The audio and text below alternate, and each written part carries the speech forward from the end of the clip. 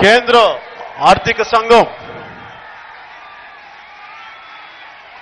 1,70,000 కోట్ల చిల్లర ఇవ్వాల్సి వస్తుంది.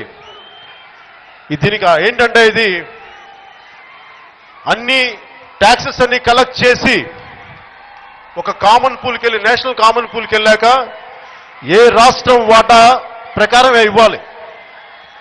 ఇది వీళ్ళు స్పెషల్ ప్యాకేజ్ అనౌన్స్ చేసినా చెయ్యకపోయినా ఇది మనకి వచ్చేదే ఇచ్చేది. దీనికి చట్ట ప్రకారం మనకు వచ్చేది. ఇది ఎలా ఉందంటే వీళ్ళు ఇచ్చింది ఇంట్లో ఉన్న ఆలికి అన్నం పెట్టి ఊరికి ఉపకారం చేసినట్టు మాట్లాడుతున్నారు కేంద్రం. దానికి మన రాష్ట్ర ప్రభుత్వం ఆహా ఆంధ్రభోజ ఓహో ఆంధ్రభోజ అని చెప్పి చప్పట్లు కొడుతున్నారు, మెచ్చుకుంటున్నారు, సన్మానాలు చేయిస్తున్నారు, సన్మానాలు చేయించుకుంటున్నారు.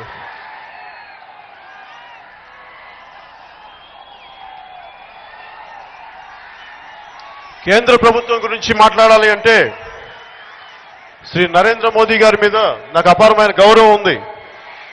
ఈ దేశాన్ని సరైన దిశలో తీసుకెళ్లగలరని. అలాగని చెప్పి మన రాష్ట్రానికి అన్యాయం జరుగుతున్నప్పుడు, న్యాయం జరగనప్పుడు నేను ఎదురెళ్ళి మాట్లాడడానికి వెనకాడం. ఈరోజు వీళ్ళు ఇస్తున్న కామన్ ఫండ్స్ అన్ని ట్యాక్సెస్ కలెక్ట్ చేసి అన్ని రాష్ట్రాల నుంచి కేంద్రానికి వెళ్ళి కేంద్రం మన జనాభా నిష్పత్తి ప్రకారం సగటు ఆదాయం ప్రకారం తిరిగి మనకి ఇవ్వాలి. దాని ప్రకారం 1,70,000 కోట్లు ఇవ్వాలని చెప్పి కేంద్ర ఆర్థిక సంఘం నిర్ణయించింది. దానికి లోటు బడ్జెట్ రెవెన్యూ లోటు ఉందని చెప్పి ఇంకొక 22,000 కోట్లు వేసుకున్నా కానీ 1,92,000 కోట్లు.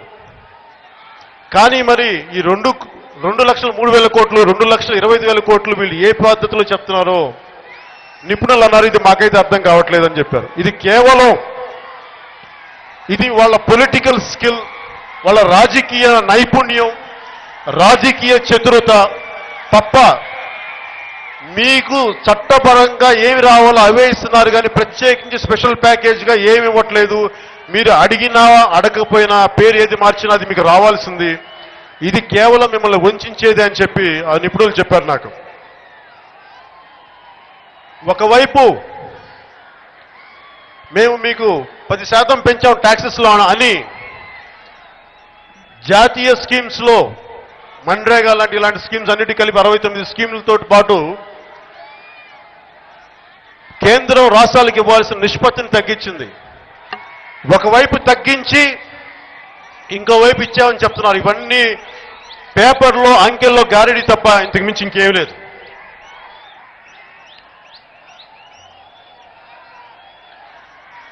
సుజనా చౌదరి గారు, ఎంపీ సుజనా చౌదరి, కేంద్ర మంత్రి సుజనా చౌదరి గారు స్పెషల్ స్టేటస్ గురించి మాట్లాడితే ఆయన ఏమంటున్నారంటే ఒకప్పుడు ఇండియన్ ఎయిర్లైన్స్ ఉండేది, ఇప్పుడు ఇండియన్ ఎయిర్లైన్స్ తీసేసి మనం ఎయిర్ ఇండియా కింద మెర్జ్ చేసాం. అంత మాత్రాన సర్వీసెస్ ఆగిపోయినా సర్వీసెస్ మారిపోయినాయా, ఏమైనాయి, వెళ్లాల్సిన వాళ్ళు ప్రయాణాలు ఎలాగే చేస్తారు. దీన్ని బేస్ చేసుకొని మీరు అదే కావాలి ఎయిర్ ఇండియా కావాలి అని కూర్చుంటే పిచ్చితనం అని అన్నారు. అలాగే పోస్టల్ లెటర్స్ అన్ని పోయి ఈమెయిల్స్ వచ్చినాయి అని అన్నారు. పేరు మార్చి సర్వీసెస్ ఇంకా స్పీడప్ అయిన తర్వాత ఇంకా పాతకాలం బూజు పట్టిన ఆలోచన విధానాన్ని బూజు పట్టిన ఆలోచనలు మీరు మాట్లాడితే కుదరదన్నారు. సుజనా చౌదరి గారికి నేను అడిగేది, ఆ విమానాలు ఎగురుతాయి మీరు చెప్పే ఎయిర్ ఇండియా విమానాలు, కానీ మీరిచ్చే స్పెషల్ ప్యాకేజ్ విమానం ఆగిపోయింది, నిలబడిపోయింది. అది కేవలం ఒక పేపర్ విమానమే. అది ఎక్కడికి ఎగరదు, కేవలం పేపర్లోనే ఉంది. మీరిచ్చే స్పెషల్ ప్యాకేజీకి చట్టబద్ధత లేదు, ఇవ్వలేదు కూడా. దానికి కారణం కూడా ఈ రోజున మీకు చెప్తాను నేను. మీకు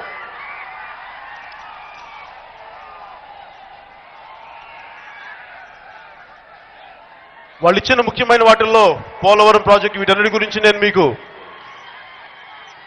కొంత విసుగు కలిగించినా కానీ కొంచెం శ్రద్ధతోటి నా మాట వింటే తర్వాత మన అనంతపూర్ గురించి, మన అనంతపూర్ సమస్యల గురించి, మన అనంతపూర్కి జనసేన ఎలా చేయబోతుంది, ఎలా నిలబడబోతుంది, రాయలసీమ కరువు గురించి మనం ఎలాంటి పోరాటం చేయబోతున్నాం, వాటి గురించి మాట్లాడుతాను. వాటికి వెళ్ళబోయే ముందు వారు ఏదైతే స్పెషల్ ప్యాకేజ్ అనౌన్స్ చేశారో దాని గురించి మాట్లాడతాం.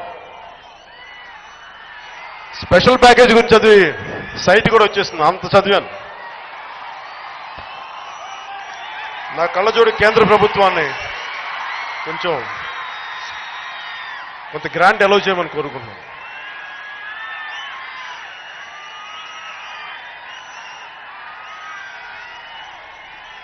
ఈ పోలవరం ప్రాజెక్టు ఒక 3 రకాల ప్రాజెక్ట్. ఇది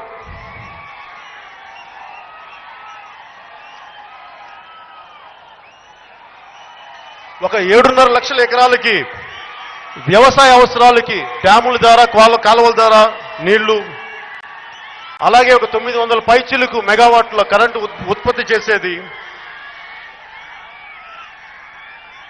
500 పైచిలుకు గ్రామాలకి 28 లక్షల ప్రజలకి తాగునీరు, పారిశ్రామిక అవసరాలు, అలాగే ఇంకేదైనా మిగులు నీరు ఉంటుంది కృష్ణా రివర్ బేసిన్కి వెళ్ళాలి, అన్నిటికీ కలిపి వాళ్ళు వేసిన బడ్జెట్ 16,000 కోట్లు. దాంట్లో వాళ్ళు చాలా పక్కాగా రాశారు. ఇక్కడ కేవలం కేంద్రం ఇచ్చేది ఇరిగేషన్ పద్ధతి, ఇరిగేషన్ ప్రాజెక్టుగా ఇస్తాం, దానికి ఎంత ఖర్చు అవుతుందో దానికి 100% ఇస్తాం తప్ప మిగతా వాటికి కాదని చెప్పి చాలా క్లియర్గా రాశారు. ఇది అన్ని లెక్కలు వేసుకొని చూస్తే ఆల్రెడీ ప్రభుత్వం, అంతకుముందు రాష్ట్ర ప్రభుత్వం పెట్టిన ఖర్చు కానీ 5,000 చిల్లర, ఇంకా అంతకుముందు కేంద్రం ఇచ్చిన గ్రాంట్తో కలుపుకొని వాళ్ళు ఈరోజు కేంద్రం నికరగా ఇచ్చేది 8,000 కోట్ల మటుకే. దీనికి వాళ్ళు నేషనల్ ప్రాజెక్ట్ అని పేరు పెట్టారు. కేవలం వాళ్ళు చెప్పేది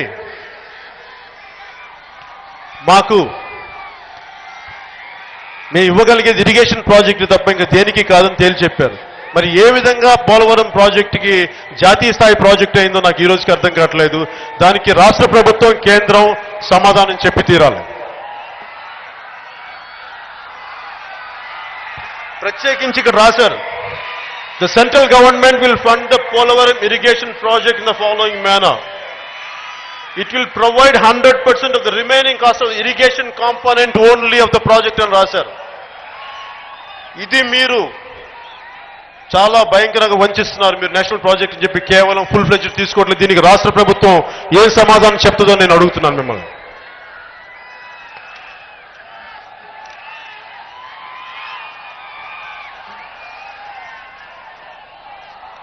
అలాగే ట్యాక్స్ బెనిఫిట్స్ ఇచ్చామంటున్నారు, దీనికి చట్టబద్ధత కల్పించామంటున్నారు పరిశ్రమల స్థాపనకి.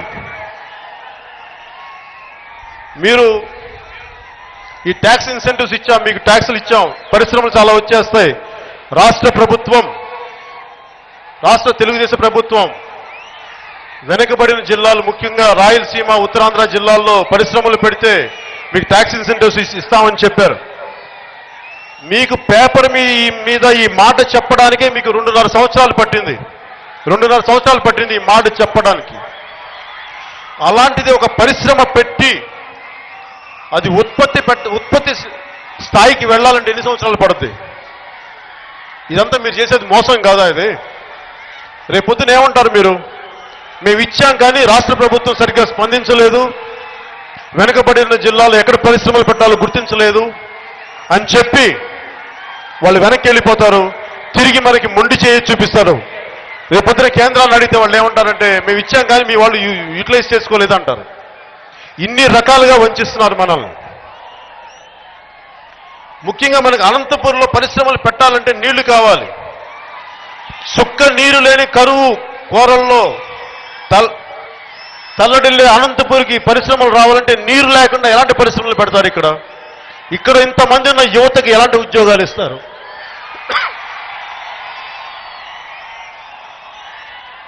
ఇది వాళ్ళు చెప్పేది. అలాగే మేము కడపలో కానీ ఇంక మిగతా చోట్ల కానీ ఇక్కడ స్టీల్ పరిశ్రమలు పెట్టే ఆలోచన ఉంది.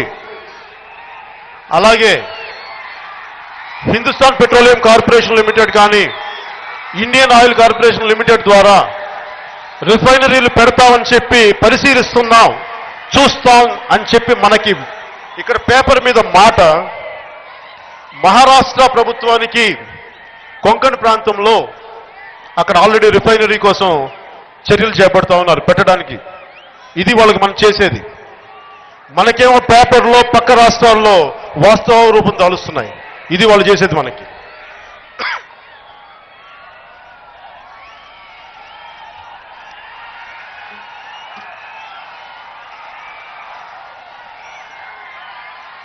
కాంగ్రెస్ నాయకులు ఇస్తామని చెప్పి కొన్ని సంవత్సరాలు నాంచి కొన్ని వందల మంది బలిదానాల తర్వాత తెలంగాణ ఇచ్చారు. మీరు సెపరేట్ స్టేటస్ తెస్తామని చెప్పి ఈరోజు మొండి చేయి చూపిస్తున్నారు. మీరు ఇలా ప్రజలను వంచే కాడికి మీకు అండగా మేము నిలబడ్డ భారతీయ జనతా పార్టీకి తేడా ఏంటి? భారతీయ జనతా పార్టీ నాయకులకి చెప్తున్న, రాష్ట్ర నాయకులకి, జాతీయ నాయకులకి, దయచేసి మమ్మల్ని మోసం చేయొద్దు, మా మనోభావాలతో ఆడుకోవద్దు, మా ఆత్మగౌరవం దెబ్బతీయొద్దు. మీరు ఇవ్వాలి, ఇవ్వకూడదు అనుకుంటే చెప్పండి, మేము మీకు స్పెషల్ స్టేటస్ ఇవ్వం.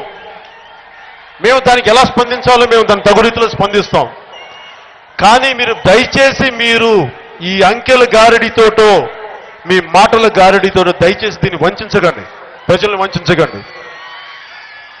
మీరు విషయాల్ని నాంచి వస్తువులు మెత్తబడతాయో కానీ మీరు ఇలాగే మోసం చేసి నానిస్తే మా ప్రజల హృదయాలు, మా మనసులు గట్టిపడతాయి. గట్టిపడ్డ మనసులు ఎలాంటి స్థాయికైనా వెళ్తాయి. దయచేసి కేంద్ర నాయకులు కానీ, వారిచ్చిన స్పెషల్ ప్యాకేజీని అప్రిషియేట్ చేస్తున్న రాష్ట్ర తెలుగుదేశం ప్రభుత్వ నాయకులు కానీ దీన్ని గుర్తించాలి. ప్రజల్లో కోపతాపాలు, భావావేశాలు స్థాయి పెరిగే దాకా దీని విషయాలు తీసుకురాకండి. దయచేసి దీన్ని ఇప్పుడే సరిదిద్దండి.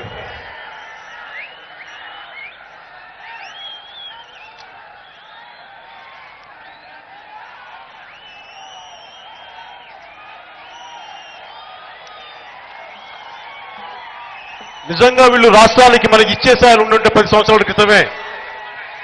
మన అనంతపూర్లో సెంట్రల్ యూనివర్సిటీ వస్తుందని చెప్పారు. సెంట్రల్ యూనివర్సిటీ చూస్తున్నామని చెప్పారు. చేస్తామని చెప్పి ఎక్కడి దాకా తీసుకొచ్చినప్పుడు ఎప్పటికి ఇస్తారు? ఇక్కడున్న 14 ఏళ్ల పిల్లోడు మనవడు వచ్చేవరకు ఇస్తారా మీరు? అప్పుడా మీరు ఇచ్చేది? ఎప్పుడు ఇస్తారు? ఎప్పుడు తెస్తారు? మాటలు చెప్పి విని అలిసిపోయాం. రాష్ట్ర ప్రభుత్వం వారికి ఎలా చెప్తారు, ఎలా మెచ్చుకుంటారు, ఎలా సన్మానాలు చేయిస్తారు? అది మీ ఆత్మకి క్షోభ కలగట్లేదా? మీకు తప్పనిపించట్లేదా? మీకు ప్రజల్ని వంచిస్తున్నారని మీకు అనిపించట్లేదా? మీరు ఇలాగే చేస్తే 2019 ఎన్నికలకి మేము ఏం చేయాలో మాకు బాగా తెలుసు. ఇది కేంద్ర ప్రభుత్వం, రాష్ట్ర ప్రభుత్వం దయచేసి దీన్ని గుర్తించవలసిందిగా మేము పదే విజ్ఞాపన చేస్తున్నాం. మా భావవేశాలతో మీరు ఆడుకోకండి, మా మంచితనంతో మీరు ఆడుకోకండి, మా ప్రేమతో, మా అభిమానంతో మీరు ఆడుకోకండి.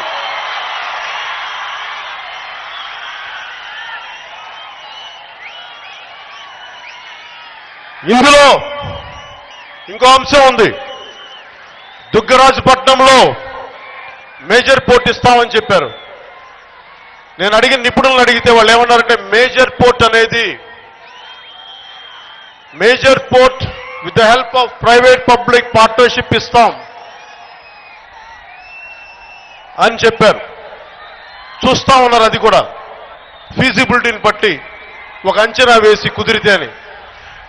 ఆ నిపుణులు నాతో ఏంటంటే, ఒక మేజర్ పోర్ట్ కట్టాలి అంటే కాండ్లా లాగా, వైజాగ్ లాగా it should be under the port trust of India ఉండాలి. పోర్ట్ ట్రస్ట్ యాక్ట్ ఉంది, 1963లో చేసిన యాక్ట్. దాని ప్రకారం ఇవ్వాలి. ఇది ఇది కూడా కంటి తుడుపు చర్య. యాక్చువల్గా ఇది వాస్తవ రూపం దాల్చేది కాదు. ఇది కేవలం వారి జేబులు నింపుకోవడానికి, ఎవరి జేబులు నింపుకోవడానికి, కానీ ఇది నిజంగా వాస్తవ రూపం దాల్చే ప్రాజెక్టు కాదు.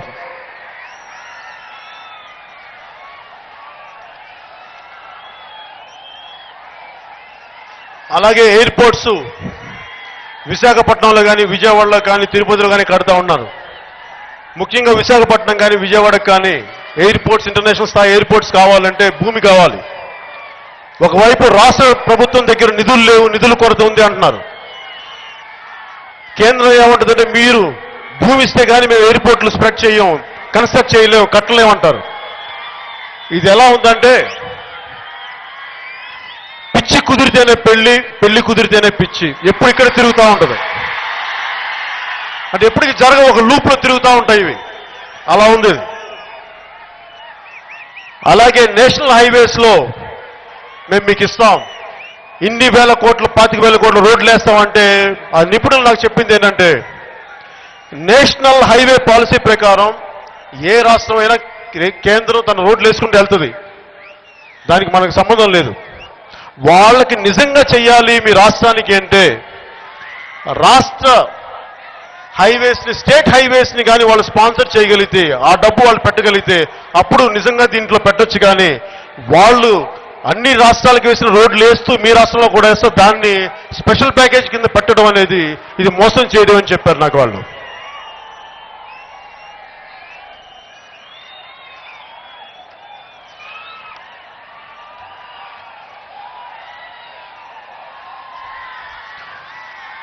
నేను అనంతపురం పరిస్థితులు నాకు బాగా తెలుసు, రాయలసీమ పరిస్థితులు బాగా తెలుసు. నేను ఎక్కడ పుట్టానో, ఏ కులంలో పుట్టానో, ఏ మతంలో పుట్టానో, ఏ ప్రాంతంలో పుట్టానో నా అనుమతి లేదు. నేను పుట్టానంతే. కానీ కులాలకి, మతాలకి, ప్రాంతాలకి అతీతంగా నాకు అందరూ సమానం. నేను అందరి కోసం నిలబడతాను. నేను అందరి కోసం పోరాటం చేస్తాను.